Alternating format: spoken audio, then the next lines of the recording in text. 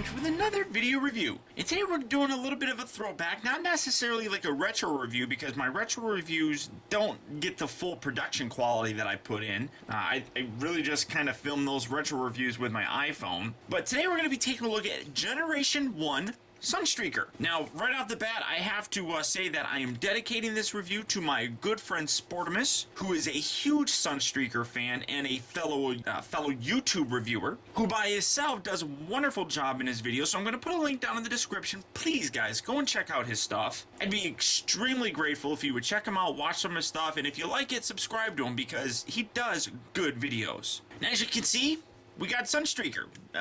That's really all it is. These things are really tiny. One thing that, I would almost say that these are like scout-size figures just about. They're definitely smaller than deluxes if you're not familiar with G1 toys. Now, Sunstreaker was originally one of the first Autobots to come to our planet via the Ark. But the unfortunate aspect of things is he never really got any real kind of prominent roles throughout the show. He was always kind of a minor character, always in the background, and always with his twin brother, Sunstreaker and Sideswipe. And as you can see, both of them are actually modeled after the Lamborghini Countach. Although Sunstreaker is a little bit more different looking, now mostly because you got the engine sticking out here, but here you can see what these guys look like together. Love these guys. Now everybody, probably a lot of people are like, wait, that's not Sunstreaker, that's not Sideswipe. Sideswipe's a silver Camaro looking car. No, or not a Camaro, Corvette. No, this right here is Sideswipe, and this is Sunstreaker. And everybody always would talk about, especially on my Sideswipe video, they'd always be like, well, you know, he's got a twin brother. Well, in the movie, no, he doesn't.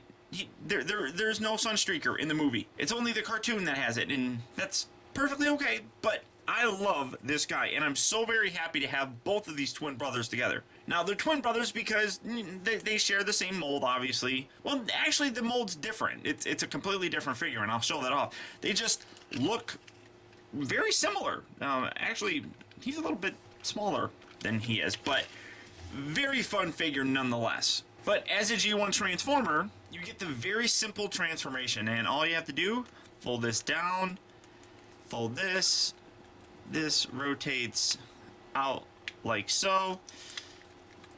This is difficult to do. You gotta reach in here and get this piece out. There we go. It's so difficult to do that part right there. Rotate that out. Well, that didn't sound good.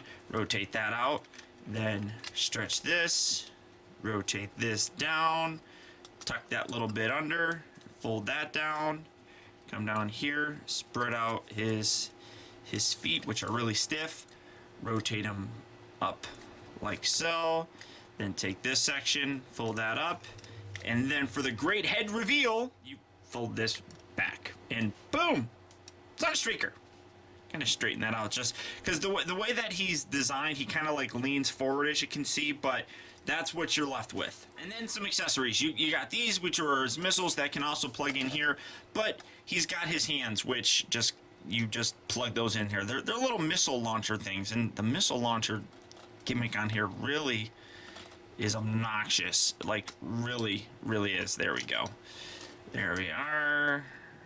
Wedge that in there like so. Keep that straight. And then these little bits right here, you kind of take them, you got little holes here, you just kind of stick them right inside there just to kind of complete the look, really. And there you have Sunstreaker. And again, G1 Transformer, so very lame for the most part. Now, setting him to the side, we're going to take his brother and transform him and go... And see that? See how good my transformation effects are? But as you can see, much different in terms of the size and things of that nature. But as you can see, a very different molded figure. Very similar looking. They share the same basic kind of car design, but very different. Unlike what we got with the classic version, which they were identical molds. They just basically were reversed. And it was an ingenious way of reusing those molds to give us two different characters without having to really kind of do what they did here and have two entirely different figures. But this is just super fun. I love the way that these two look. They really do kind of, and he's got the whole gorilla arm thing going on, but they really do look great together, at least for me who's an old school fan. I love having these two guys sitting next to each other. Just so very fun. Now, setting Sideswipe to the back, the articulation on him, his arms, they rotate out here. They kind of go like this. He bends at the elbow.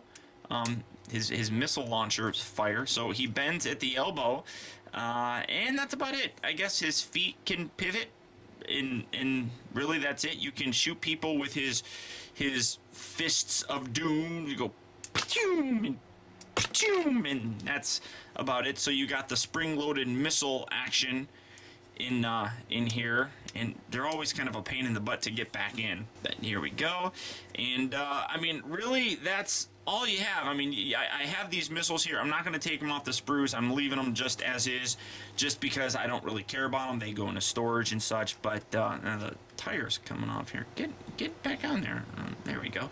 But I love this guy. Now, in terms of a G1 collection, the twins were always a very fun kind of, like I said, background sort of character that they were there almost all the time, but they never really were all that prominent. So in terms of having them in a G1 collection, well, it's almost I don't want to say a necessity to have them. They definitely aren't as important as a collection piece. I'd say maybe Ironhide or Bumblebee or Prowl, I guess. But as an old school fan like myself, it's an absolute must-have to have both of these guys. And I'm absolutely thrilled to have them both up on my shelf. And I have to send a very special thanks to my buddy Larry, who was able to pick this up for me. Dude, you are absolutely awesome. I cannot thank you enough. You really have completed this look. And you, sir, are the Team Sportimus Dude of the Week. Okay, I just made that up. Totally just made it up. But it's cool.